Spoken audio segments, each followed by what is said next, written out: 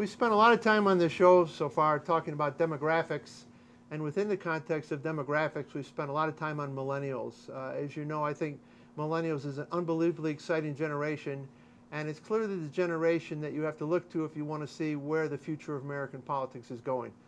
With all due respect to people like myself who are baby boomers, you know, we're clearly on the back nine, and we want to find some people that are just getting on the golf course and figuring out, you know, who the next political Tiger Woods are going to be, so to speak. And I think I found one of those political Tiger Woods, a young man by the name of Nick Troiano. When you look at his website, he calls himself a civic entrepreneur. I love that title, civic entrepreneur. And I told Nick when we were preparing for this, I think of him as a millennial activist. So somewhere between millennial activist and civic entrepreneur is what intrigued me about Nick. And I thought, instead of talking at the 10,000 foot level about millennials, we should start drilling down and finding out what's really making them tick and how they're going to change the world politically. And today we're going to do that with Nick Troiano. Well, Nick, welcome to the show. Good to be with you. So for someone who's only 26, you've accomplished more than most people have that are 76. So I congratulate you on that. Thanks. And in preparing for the show today, I asked you, because you've accomplished so much, I said, where do you want to start? So we're gonna go in your order. And I think your first drink of the political water was with Americans Elect. So how did you get started with Americans Elect, and what did you come away learning from them? Through both Unity 08 and Americans Elect, I had two big takeaways. The first is our two-party system today isn't working because both parties aren't working together, and we need new leaders who are willing to work across the aisle to find common ground on the big challenges facing our country. And second is that our new technology at our fingertips opens a range of new possibilities to get that done by engaging more people in our political system and by circumventing a lot of the institutions that are broken right now, from our party primary system to the role of money in politics, to around electoral participation itself. And so those are passions that I've carried with me moving forward, is the need for political reform and the role that new technology can play in it. Yeah, we spent a lot of time on the show talking about new technology, and of course one of the things Americans Elect was going to do was have an internet-based selection process for third-party candidacy, correct? Mm-hmm. Do you think that the technology worked well enough to do that, or do you think the technology wasn't ready yet for that? Yeah, I mean, the dual roles of Americans Elect in many ways succeeded. On one hand, it was getting a third line on the ballot in all 50 states. We collected over 2 million signatures from people to get that done. And the other main challenge was to build the technology to have the secure convention online in which millions of people can participate securely. And that technology was built and ready to go. The shortcoming of the effort was the lack of a credible national candidate to come forward and seek its nomination. And one of the big takeaways was that one of the big reasons for that occurring was even if an independent were to get the nomination of Americans Elect and its delegates, they would have a very difficult, if not impossible, time getting access to the fall presidential debates. And so a lot of alum of the Americans Elect effort have joined forces with a group called Level the Playing Field, which is trying to now pressure that commission on presidential debates to change the rule and to level the playing field for an independent candidate to participate. So if this process were to occur again, not only would the ballot access exist and the technology exist to hold a primary, but a credible national candidate would have the right incentives to want to step forward and challenge our existing duopoly. Yeah, and I've looked at their site, and it's an interesting concept, and I think I'm going to see if I can get them on the show. But right now I've got you on the show. So where do we go next in the young life of Nick Troiano? We're moving from Americans Elect, and we're going to go to the Can Kicks Back? Yeah, after the Americans Elect effort, I began to focus all of my energy on one particular issue that I think is a top threat to both the country and my generation, and that's the insolvency of our nation's budget. You know, we are living beyond our means today at the next generation's expense. And not only is that irresponsible, I think it's also immoral. And something needs to be done about it. Because not only are we incurring a debt that will be future taxes on future generations, we're also foregoing the kinds of investments to keep our economy competitive. And at every juncture in which both parties have had an opportunity to deal with this problem, they've simply kicked the can down the road, and it became apparent to me and others that that can was our future and needed to kick back. And so that's what spawned the Can Kicks Back campaign. I worked closely with Erskine Bowles and Alan Simpson, who co-chaired the President's Bipartisan Fiscal Commission, to build support for their proposals of how to reform our tax code and our entitlement system, to reduce spending, to increase revenue, and to help get our economy growing again. Because no matter what the ideologues on both sides will say, this isn't a problem that we can cut tax or grow our way out of. It'll take a combination of these things. And so I spent 2 years helping to lead this organization. We were successful in getting some legislation introduced in Congress called the Inform Act to increase transparency in the federal budget, as well as leading a national college campus tour to get and build support for that legislation in Congress. And then ultimately, when the government shut down in the fall of 2013, is when I decided to transition from issue advocacy directly to electoral politics as a candidate myself. So before we go to your candidacy, and I know we've also done a nice interview with you on that, I want to focus back on the millennial side of this. You weren't just looking at solving the debt problem, but your website and the Can Kicks Back, you had a particular millennial focus. So how did you get that focus, and how did that work? Yeah, absolutely. I mean, we believe that those with the most at stake should be disproportionately involved in the conversation, and it was quite the opposite. Young people had no voice on this issue.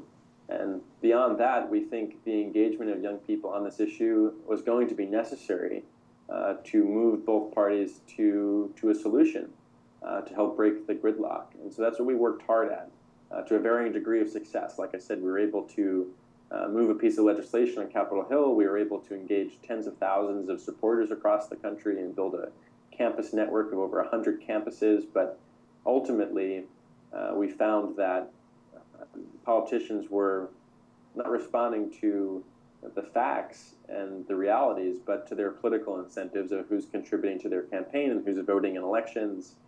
And so something more fundamental needed to be done in addition to what we were doing. And that's what led me to conclude that the issue advocacy was important and necessary, but not sufficient. There also needed to be an electoral to this initiative, too, in terms of candidates to step forward and champion this platform, and specifically challenge members who are on the wrong side of the issue, as my congressman was at the time.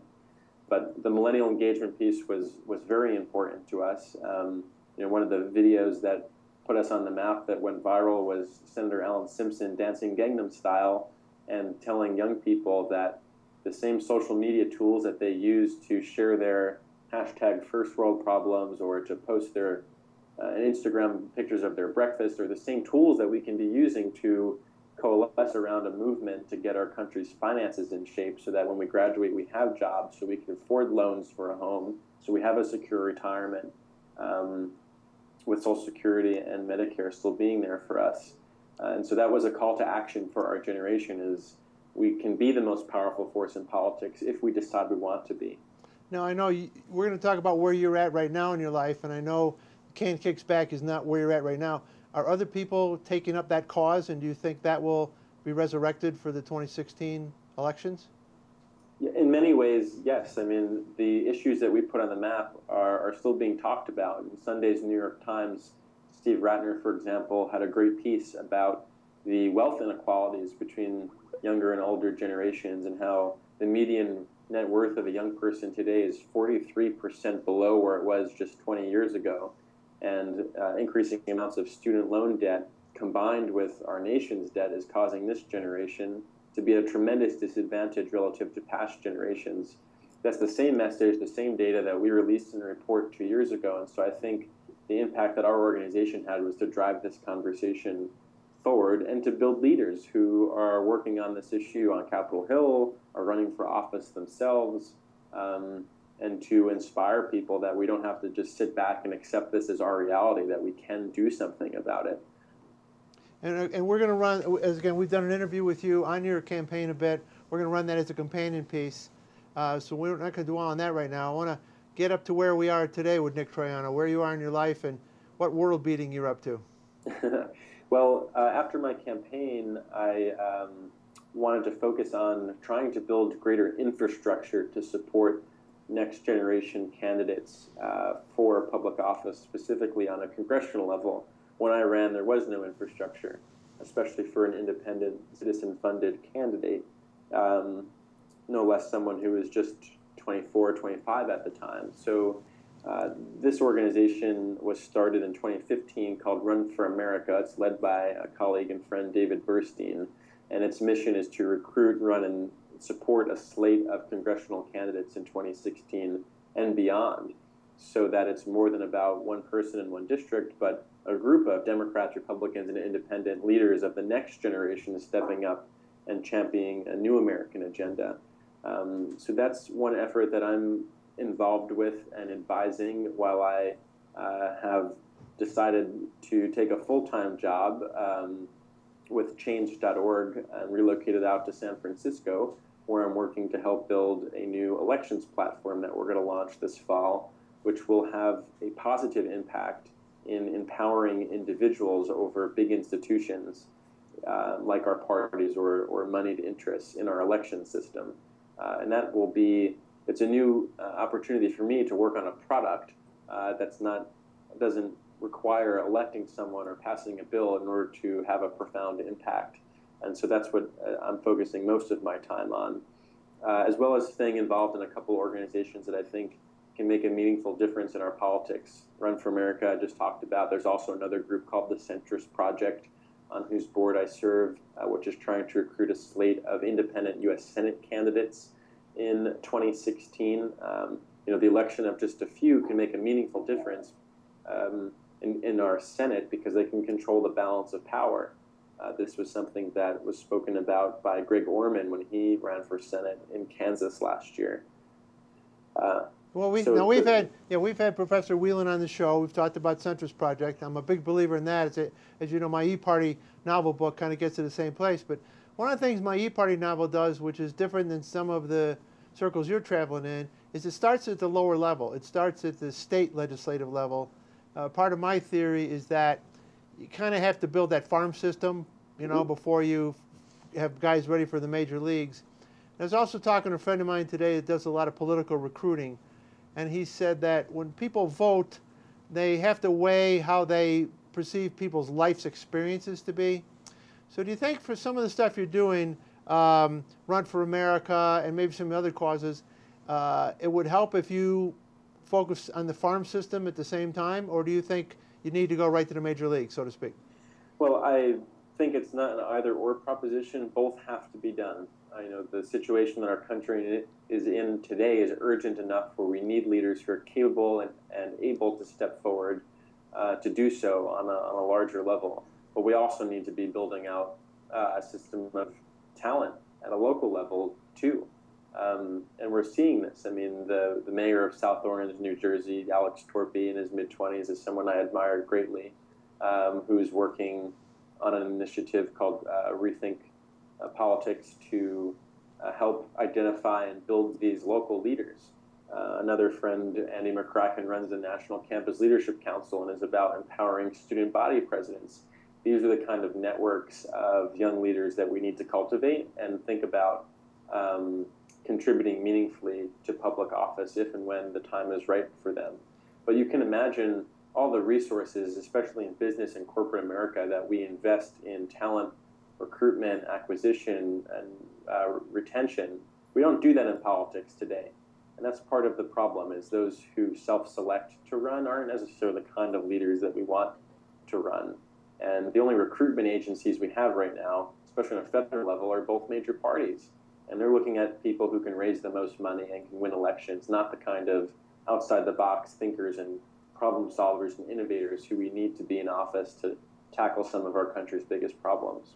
And one thing I focus on a lot on my show is getting people to run and people to step up and make a difference. But I know another project you're working on is for people who've already been elected. It's the Millennial Action Project, where you're taking people actually in office now, but they're millennial types, and trying to turn them into better leaders. That's right. It's an organization I support. They're forming state-based future caucuses to bring young people of both sides of the aisle together to work on especially long-term issues, because what we find is that despite different labels next to our names, young people are aligned on many of the long-term issues that we face and are incentivized to want to act, because the longer that we wait to deal with some of these problems, the more difficult and painful the solutions will have to be. And so I think my generation, generally speaking, is a much more pragmatic and solutions-oriented generation of leaders who are willing to transcend partisanship and ideology to get things done. So the question I hate the most on job interviews is, where do you see yourself in 5 years or 10 years? And I'm going to ask you a slightly different twist on that. I got time for one more question. Pick a period of time. I'll let you pick the period of time, whether it's 1 year, 2 years, 5 years. And how will Nick Troiano have defined success within that period of time? What will you have wanted to accomplish in that period of time to look back and say, I was a success, I made a difference? Well, I think what's true is, I've had a pleasure of working on sort of cutting-edge, innovative initiatives over the past several years, nearly all of which never met their stated objectives. American Select never fielded a candidate. The Can Kickback never got a debt deal done. I didn't get myself elected in my independent campaign. But we pushed the ball forward, and what is true is that throughout all these experiences, I've had such a remarkable opportunity to work with bright young people who want to make a real mark in politics and in society. And I've taken my role in trying to support them and guide them, just as I was as a young person coming to Washington when a guy named Doug Bailey invested his time and effort in me, in helping to mentor me. And so I think one of the best ways for me to measure success are the young people who've crossed my path over the past few years, and seeing what they're able to do and how I'm able to support them when they go out and change this world too, in the organizations they become a part of, or the organizations they start, or eventually when they run for office themselves. And if I can be a bit of support or inspiration to them, then I will have believed everything I've done is a success, even if it hasn't entirely worked out the way I wanted it to. Great answer. And yes, now that you are the old man and the mentor, I have every confidence you're going to obtain that success. And I think on my show, as long as I'm doing the show, I could probably bring you back every year, and it'd be exciting to find out what Nick Troiano, the civic entrepreneur, has done just in the last 365 days. So thank you. Thanks so much. Good to be with you. All right, you're terrific.